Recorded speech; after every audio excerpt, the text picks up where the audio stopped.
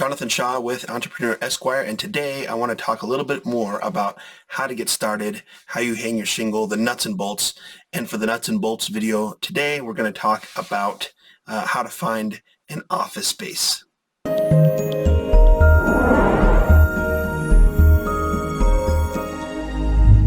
Okay, so there's several considerations to take into account when you're looking for a commercial lease, an office space, somewhere to hang your shingle, somewhere to work out of, where you're going to have your clients, where you're going to have your employees, where you're going to spend a large portion of your time. And so I just wanted to talk a little bit about that. I'm actually in the process right now of moving from my first 3-year lease to a different location.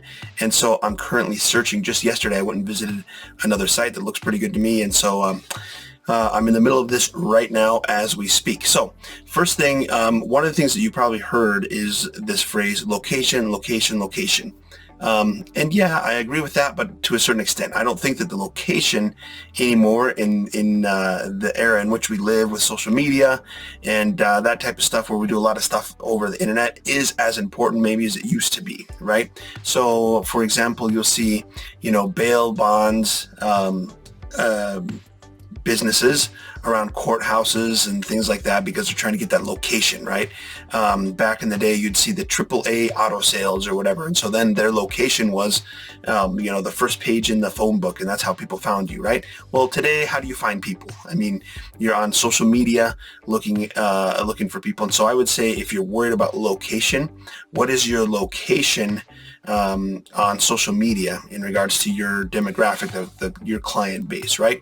So I don't think that's as important, but if you work in an area of law where it's really heavy in sort of meeting with people, having them in your office, I think that it is very important to be able to have a decent location somewhere that's accessible. And so you're going to want to look at the highway systems and that type of stuff in your area. But at the same time, if you're good enough, the people are going to come to you. Now, if you want to run a law firm where you're going to have clients come into your office several times during the process of their case, to sign documents, to meet with you, prepare for court, that type of stuff, but you live in some mountain town way out in the middle of nowhere, that's going to be problematic, obviously, right? And so that's something to take into consideration, but I don't think it's like super necessary to have your office right next to the courthouse or something like that. Now, one big consideration, I already mentioned it, right? When you're looking for an office space, is kind of think about your client type. Sometimes you can, pay a lot of money, spend a ton of money to be in what they call a Class A commercial real estate building, and that's something that I've learned over time. They have Class A, Class B, Class C, and maybe it's a little bit different in the state in which you live, but think about your client, right? If they see that you're in a Class A building and there's marble floors and there's glass everywhere and it's just beautiful, immaculate, they're going to be thinking money, and they're going to be thinking, man, this is going to cost me a ton of money because the guy probably spends a lot of money to be in this building. Or, sometimes they're not even educated and they think that maybe you own the building, or maybe you do own the building. I don't know. So if you're, one of the types of law firms that does maybe big corporate law or something like that, and you're going to have several attorneys in your office, and your clients are big businesses and things like that, then they won't even blink at it, right? But if you're doing divorces, bankruptcies, that type of work, sometimes even probate work, depending, maybe you're going to want to think about that. Maybe it is better to be in a Class B type building so that you don't scare away clients, So it's just a consideration. I do immigration law, and so I try to stay out of those big downtown buildings where there's going to be paid parking, things like that.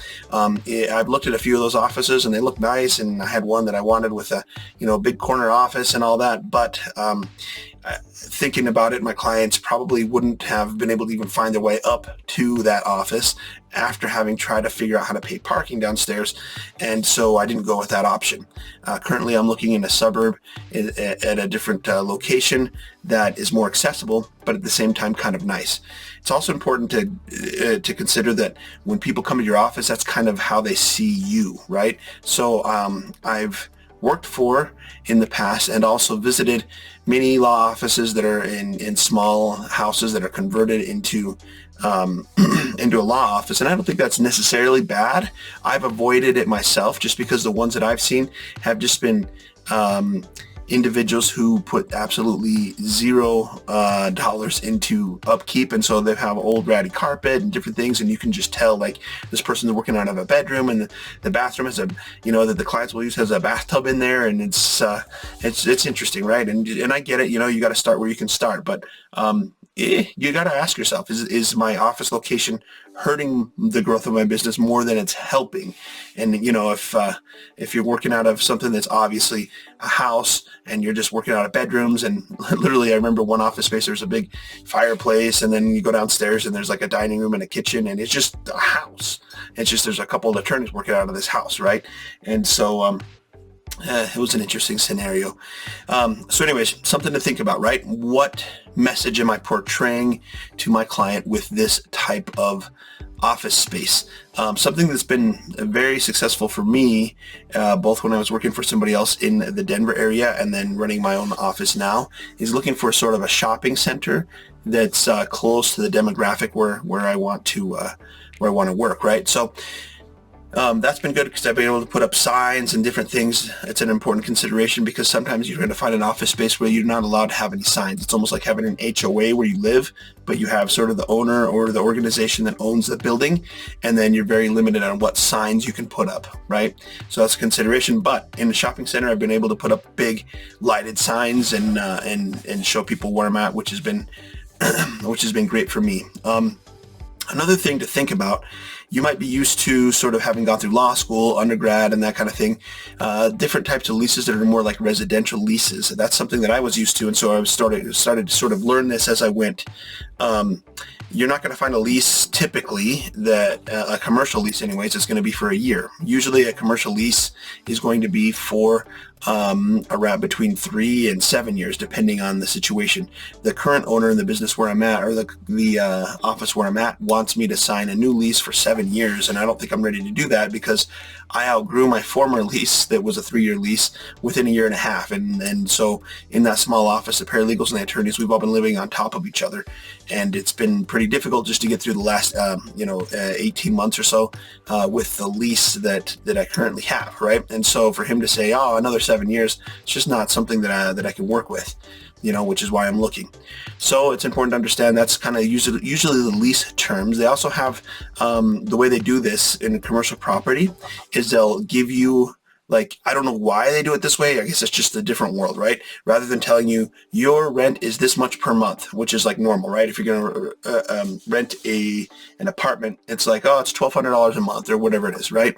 And then after a year, you go to month to month. It's kind of basic. In the commercial real estate area, it's more like this is your yearly cost per square foot. That's how they tell you. They don't tell you your monthly rent. They tell you your yearly cost per square foot. So if it's like $25 per square foot per year, then you got to do some math. You got to say, okay, well, let's take $25 and then multiply it by the square footage. Maybe it's 2,500, square feet. Find that number and then divide that number by 12 to get what your monthly rent would be. Then you think that's your monthly rent, but then they tell you this is a triple net property. And so you're thinking, okay, so you're telling me the price per square foot per year, and I've calculated that all out. But now on top of that, I have these other monthly costs, which would cover it's almost like HOA fees. It's kind of like covering garbage and upkeep of the the outside, or like snow removal or things like that. Maybe there's some property taxes and operating costs, different things that would be covered under that triple net. They call it NNN, triple N. So it's kind of like this weird language they speak. Also, another thing that's really interesting is typically when you're looking at these commercial properties, you'll have somebody show up to show you. If you found it online, you've called somebody and you're interested in it, that person usually is a broker or an agent and not necessarily the owner, but they kind of don't tell you that. They just expect you to know that. And so usually they can help you negotiate with an owner. So what they'll do is do this thing called a letter of intent, and it's sort of like this middle person going back and forth between you and the owner, trying to kind of work out terms of your lease before you actually do the lease, right? And so just so you kind of know your way around when you're actually talking to some of these people, stuff that I had to find out sort of the hard way. Here's a pro tip, something really interesting, and I think that you get a lot of value out of this, is that typically in commercial leases, you can also negotiate free rent at the beginning. So I've done that, and I'm working on that actually right now, where when you're going to move into a commercial property, it's a business and it's going to be a longer term lease. And so sometimes you can negotiate with them where you can get a decent period of time where you don't have to be paying rent. So in my first commercial lease, I actually started in July 2017. I didn't start paying any rent until December 2017. So it gave me several months to get off the ground and start my business, which was really great. I appreciated that a lot from my former landlord. And I think that that's one of the things that really helped me get on my feet and get moving, So definitely ask, and especially if you're negotiating with it. I always throw that out there. They're not going to offer it to you, so you might not know, because they want to get as much money as possible. But definitely ask, hey, is there an opportunity for me to kind of move in and get a few months free rent at the beginning? In my experience, what they did was they tacked those months on at the end of my lease. And so it was kind of like they gave me a few months free, but then my lease actually went a few more months than what I had thought. So it was more than 3 years, but that was fine for me because I was trying to get off the ground and get started. And so definitely ask to see if there's any free rent scenarios. Another scenario you might want to look at is virtual office spaces. That can be a very cheap alternative. Virtual office spaces are interesting because what you would do is just pay a few $100s a month or whatever to have access to an office space, and then you don't have a receptionist. It's not your building, anything like that. You just literally are renting like a room, and that's it. So then you can meet with clients in that place, and then also be able to work from home. And so that's a great alternative. Now, if you're going to have a team, it's a little bit more difficult to do that because then you have paralegals and attorneys and different things. And so that's a little bit more difficult. But I worked in an office in Colorado Springs out of law school where we had a main office up in a mountain town, but then we had a virtual office space that had 2 different locations within Colorado Springs. And so then I could go down and meet with clients in Colorado Springs rather than having these people drive up the mountains to meet with us. And so that was an interesting alternative that I thought worked really well. And so virtual office space, look those up. I've considered, because I'm starting to have, get clients throughout the country in my immigration practice. So not only in Utah where I'm at, but I have clients I have one in Philadelphia, I have them in Miami, Texas, out in Washington, kind of all over the place, Colorado. So one of the things I'm looking at is to see if there's a virtual office scenario that has offices across major cities in the United States so that I could go into these cities and have a place to meet with people. Right now I do have a friend in Denver who's lent me a key to her office, and she just lets me show up there whenever I want to meet with clients, and so that's what I do. But anyways, that's another sort of way to kind of get around the overhead of having an office at the beginning, is to look at virtual office spaces. So hopefully this video has been helpful to kind of converse and talk a little bit about, throw some ideas out there about commercial properties. Again, it's important to understand that it's a different language. It's a different way to figure out how much your rent is going to be. It's also super important to understand your client, your demographic that you're going after, and what message your office space is going to portray to that person. Are you accessible? Are you maybe way overpriced and they're going to get scared just by looking at the office space you're in, and then maybe not, and decide not to hire you? So hopefully those tips are helpful. They've helped me, and I just wanted to share some of my experiences so that you don't have to learn the hard way like I did.